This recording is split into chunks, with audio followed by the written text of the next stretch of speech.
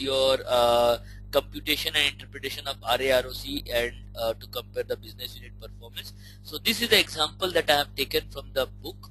Okay, so what they're saying is there is a loan portfolio with 1 billion principal, okay, and the loan portfolio it is paying 9%.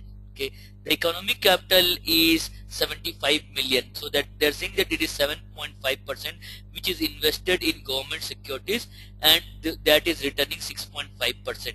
Right now, the author is saying, this is example from the co-reading material I have taken. Here they are taking that since you have $1 billion of loan, okay, and you are having economic capital of 75 million, what they are saying is you will require 925 million as a deposit.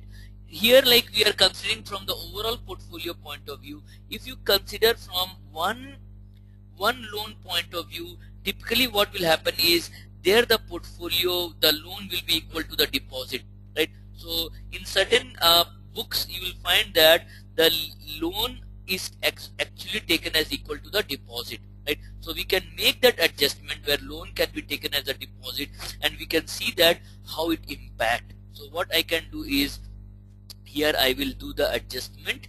Okay, so let me do the data validation and list, and we are saying that in this case what, okay, not here, okay, let us okay, here what I am saying is it is equal to this. No, in some places what they do is they take this amount, okay, as equal to your, okay, equal to the deposits, equal to the loan portfolio, so that can impact. So let me take over here different values. One value I will take is your 925, so 925, and another value I will take is 1 billion, right? So we will see that how this impacts. So at 925 we are computing, and another way we will compute at 1 million. So what we are saying is the deposit that you have is 925. So typically what will happen is, if you take from the overall bank perspective, this is good. However, if you take from each loan perspective, typically what you will say is, okay, loan by loan they will say that deposits will come, and then they will the deposit will be equal to the loan. So here they are saying that the rate of the deposit, so 925 million should be raised by deposit, okay, with interest rate charge of 6%. So the cost of deposit is 6%.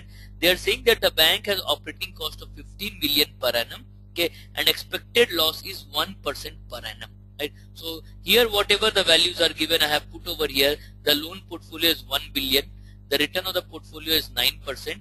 Okay, economic capital, which is said as 7.5% of the loan, it is here.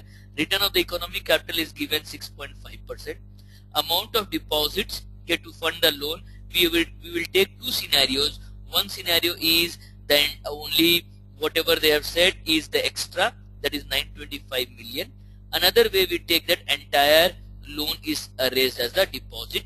Okay, then the rate of the deposit, operating cost is given, expected loss is given. The expected loss will be on the loan portfolio 1%, so 1% of 1 million. So what we have is over here, if you see operating cost is given, expected loss 1% of this. They are saying that what would be the expected revenue. If you see the computation of RAROC, we have to compute the revenue. So we have to get the revenue. Revenue would be equal to the return into this. So loan into the return. So 90 million it will be the revenue. Return on invested capital will be 6.5% into 75. So that will be equal to the return on invested economic capital, which is over here. So this is B11 into B10.